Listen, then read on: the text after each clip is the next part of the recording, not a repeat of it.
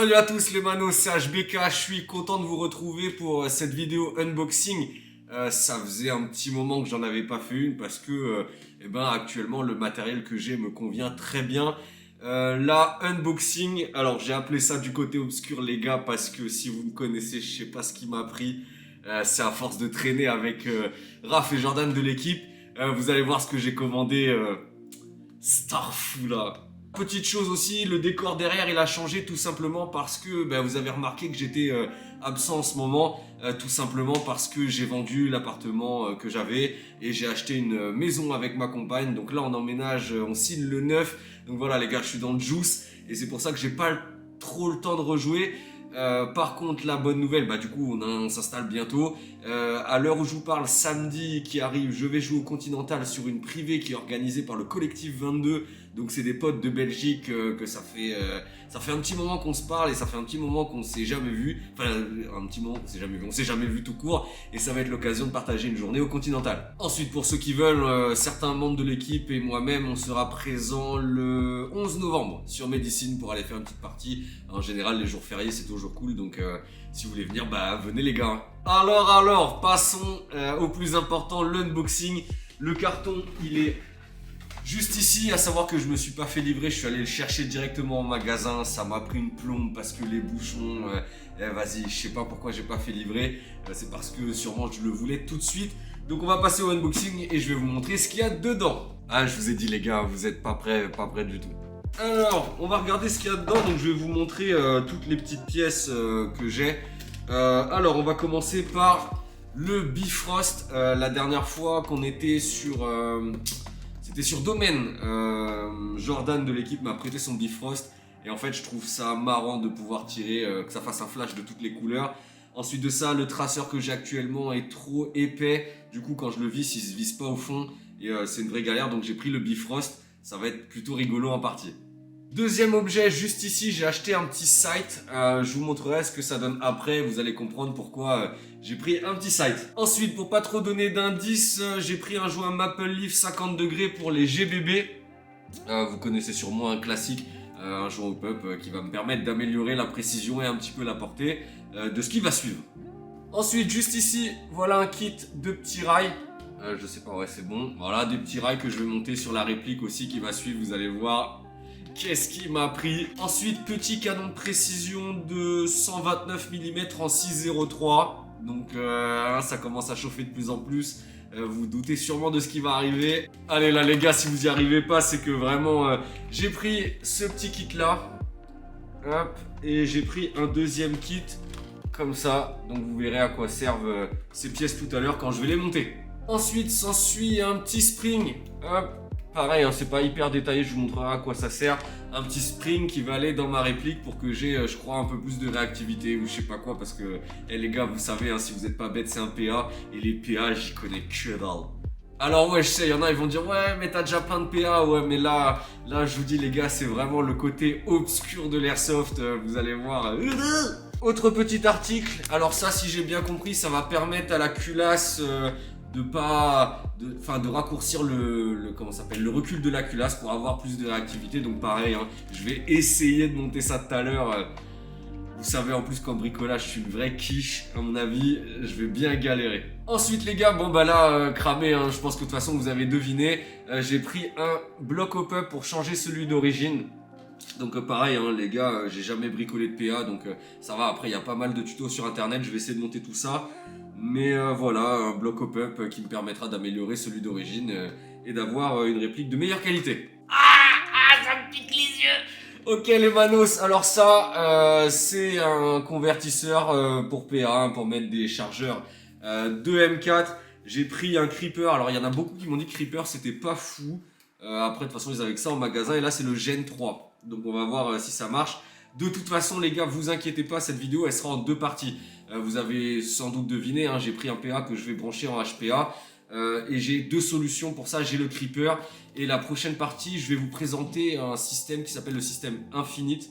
Et je connaissais pas du tout et vous allez voir, c'est vraiment une dinguerie. Ça permet d'avoir un PA, de jouer en HPA sans avoir les chargeurs de M4 ou de MP5 bien dégueux en dessous de la réplique. Le dernier truc de la boîte, ben, c'est la réplique les gars, un AAP.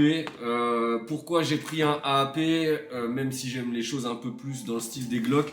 Le AAP, ben, j'ai eu l'occasion de le tester plusieurs fois. Raph en a un, Jordan en a un. Et j'ai bien kiffé. Et en plus de ça, ben, il y a beaucoup de pièces qui peuvent le rendre...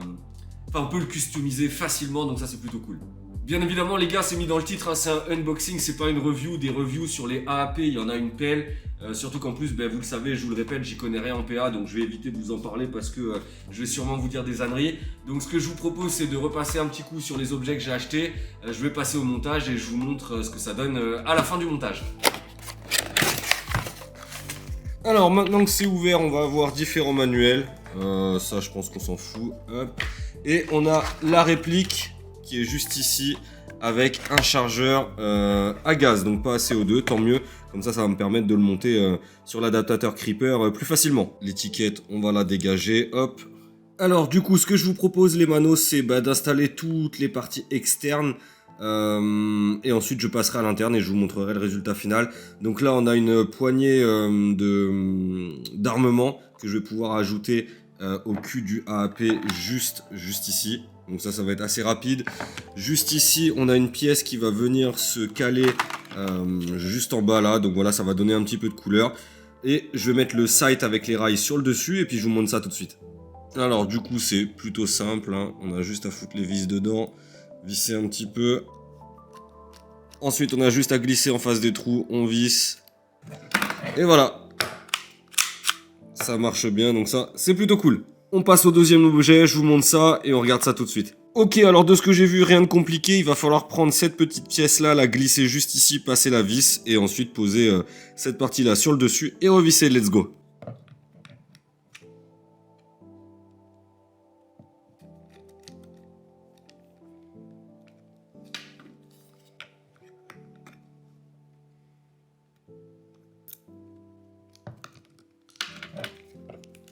Ok, voilà, c'est fixé, donc ça fait bien kéké, bien rouge flashy.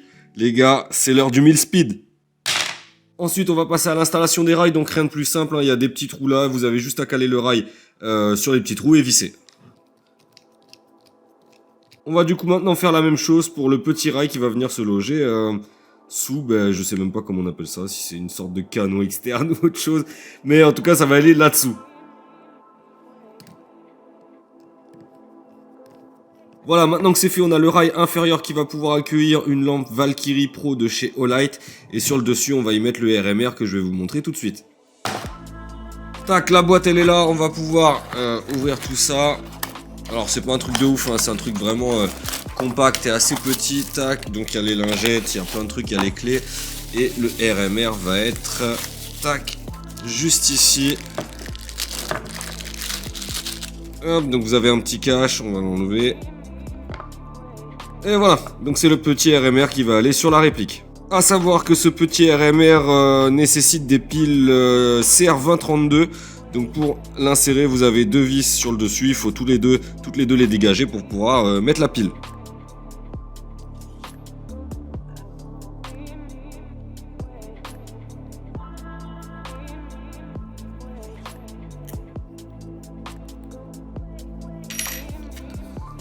Ok, donc voilà ce que ça donne une fois que c'est monté. Donc les gars, je sais, hein, c'est pas sexy du tout.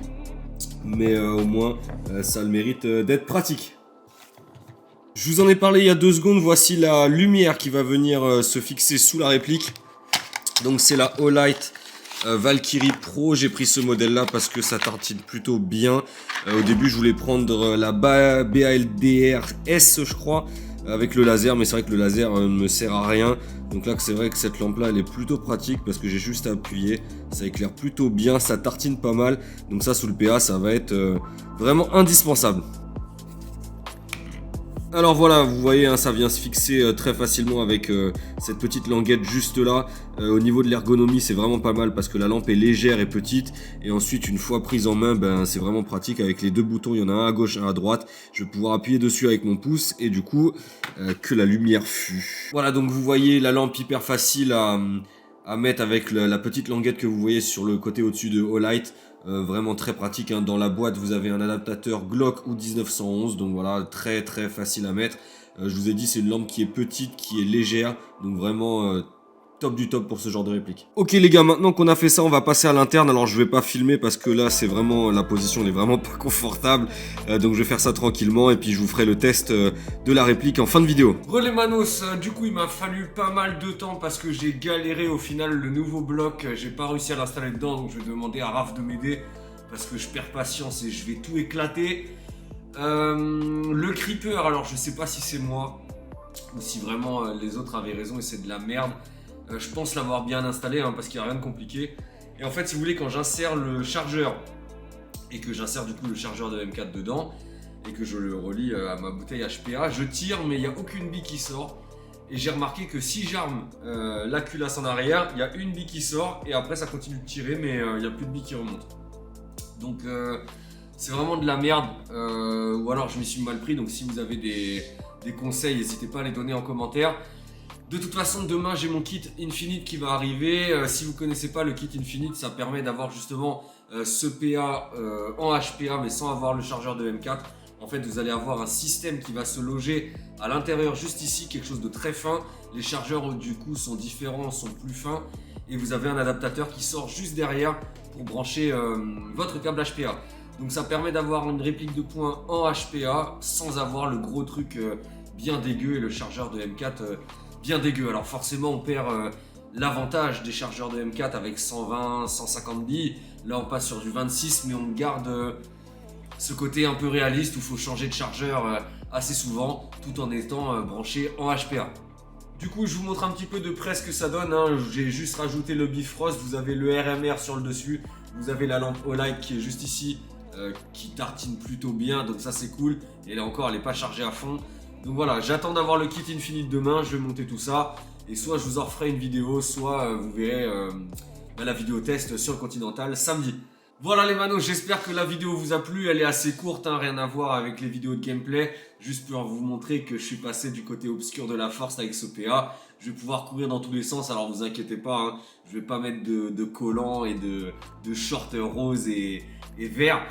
Pas de galère, hein. C'est juste que voilà, sur les terrains comme le Continental, je trouve ça vraiment parfait. Et puis ça me fait un PA qui change un petit peu des PA que j'ai eu précédemment.